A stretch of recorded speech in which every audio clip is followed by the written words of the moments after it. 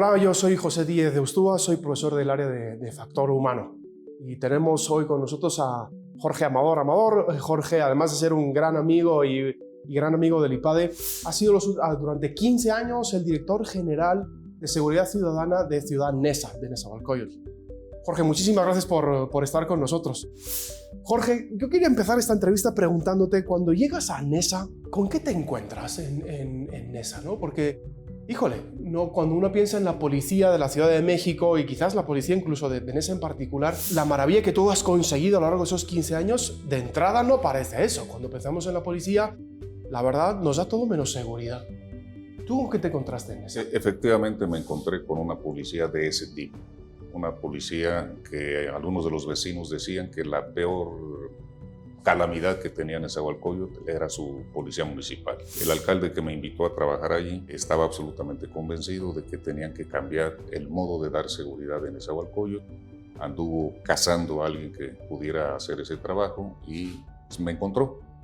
Me pintó terriblemente la imagen de la inseguridad en Nezahualcóyotl. Se me hizo interesante el reto y acepté hacer un esfuerzo. Y lo que me encontré es que lo que decía el presidente municipal era cierto. Era muy difícil. Había policías uniformados en patrullas con balizamiento de patrulla, asaltando a los ciudadanos a cualquier hora de la noche. Entonces, mucha corrupción, mucha violencia. Era un poco lo que se conoce como el modelo tradicional de seguridad en sus peores momentos. Con la policía violenta, la policía corrupta. Había que actar con los policías de manera que las reglas iban a cambiar. Por eso es que redactamos rápidamente desde el primer día un decálogo frente a toda la población policial. Eran más o menos como 860 en la plaza del ayuntamiento de Nezahualcóyotl. Y ahí se planteó en ese decálogo que en adelante la cuestión era no violencia, la cuestión era no corrupción, la cuestión era no negocio, era servicio, la cuestión era medir con mucha precisión las responsabilidades y el cumplimiento de estas para cada uno de los policías y los mandos, y desde luego habría consecuencias. El que cumple recibirá estímulos, recompensas, oportunidades de mando. El que no cumple, pues por supuesto será sancionado. Y en términos generales, ese fue el pacto inicial. Esto va a cambiar. Ustedes mismos defínanse. Nosotros no decimos quién es el bueno y quién es el malo, ustedes digan quién es. Y la verdad de las cosas es que la población policial, yo digo que en una mayoría dijo, vamos a ver si es cierto. Una minoría, que era la más delictiva, dijo, veremos, y comenzaron a retar a la autoridad de inmediato. Otra minoría se acercó con nosotros y nos dijo, queremos eso, una nueva policía, un nuevo tipo de servicio, etc. Y ahí arrancó todo el programa. Un año después, logramos detectar muy bien cómo se autodefinieron ellos. Cerca de 100 salieron de inmediato, porque la posición del presidente era, si quieren irse, váyanse, les damos su indemnización de ley. Y algunos de ellos de inmediato se fueron, otros se fueron yendo porque los encontramos delinquiendo, unos se fueron a la cárcel, otros ya no les convenía el asunto y simplemente se ausentaron o renunciaron.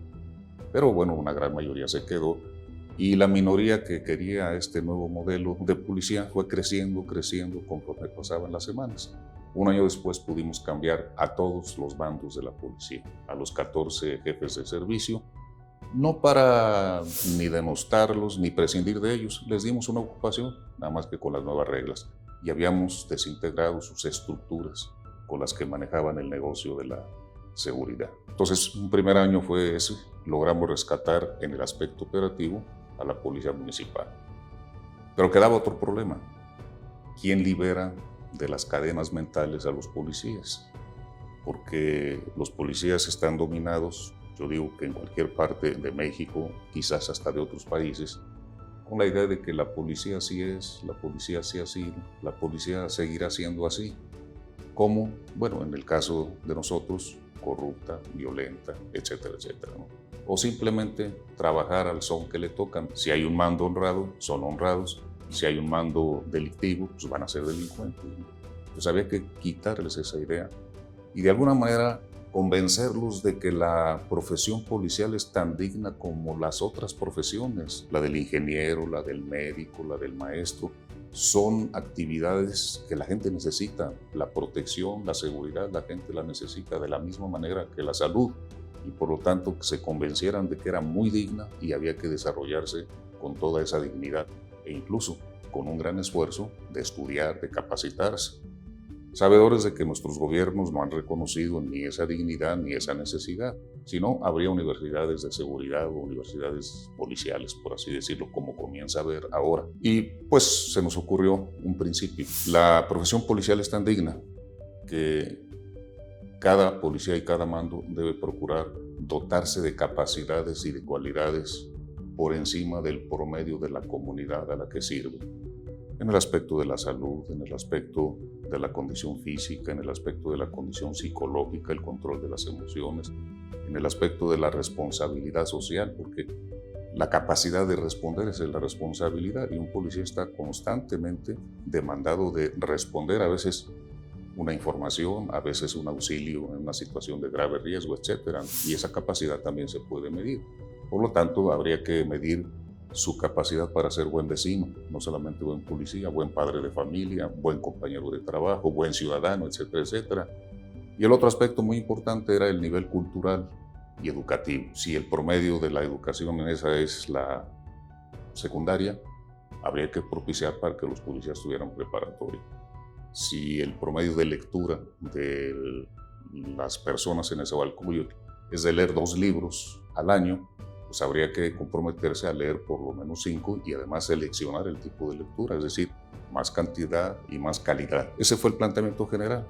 Lo que era una iniciativa como parte de un programa general, pues se convirtió en un programa específico muy importante y creamos el programa de literatura Siempre Alerta. El ayuntamiento editó un libro cada 2 meses y organizamos talleres para que nuestros policías vieran en la literatura y en la cultura una especie de ventana hacia un futuro diferente del que habían venido viviendo. Tuvo un efecto extraordinario. Los siguientes años fueron de una combinación entre una policía cada vez más dispuesta a hacer su trabajo con dignidad y al mismo tiempo más abierta al estudio, a la reflexión. La lectura nos hace mejores personas y en el caso de los policías los hizo mejores policías, no solamente mejores personas. Y en ese sentido, creo yo que hay indicadores de que la incidencia delictiva bajó, de que la relación con las personas se mejoró, hubo más confianza de la gente con ellos, etc. Y esa primera fase fueron 3 años, 4 meses en donde se trató de borrar eso. Nosotros tuvimos que salir y regresamos en el 2013 porque la gente se había acostumbrado a un tipo de seguridad que lo había perdido con el nuevo gobierno que trató de restaurar de inmediato el modelo tradicional. En el regreso pasamos 3 años en la Ciudad de México, en la Policía de la Ciudad de México y en el gobierno de la Ciudad de México con temas de seguridad y de justicia. Y pues regresamos de alguna manera habiendo convertido esta experiencia en una especie de modelo. Ya no llegamos a ayunos de cómo le vamos a hacer, sino teníamos ya algunas ideas y planteamos construir una policía vecinal de proximidad, lo cual significaba territorializar todo el municipio. Es un municipio pequeño en territorio, menos de 64 kilómetros cuadrados. Realizamos ahí unas secciones pequeñas que llamamos cuadrantes y ubicamos una patrulla en cada uno de los cuadrantes que tenía la obligación de permanecer todos los días y todas las noches. Por lo tanto, y además con un teléfono celular que se hizo difusión entre los vecinos para que lo tuvieran y un celular que las personas vecinas tenían una cosa adhesiva en el refrigerador con el número, una tarjeta a las personas mientras circulaban y la posibilidad de que consideraran a esa patrulla como suya y a esos policías que servían a esa patrulla no como los anónimos policías, sino como policías perfectamente identificados con nombres y apellidos y por lo tanto una relación de a cualquier hora del día y de la noche podían ser llamados y tendrían que recibir una respuesta. Entonces, ese fue un avance muy importante a la policía vecinal.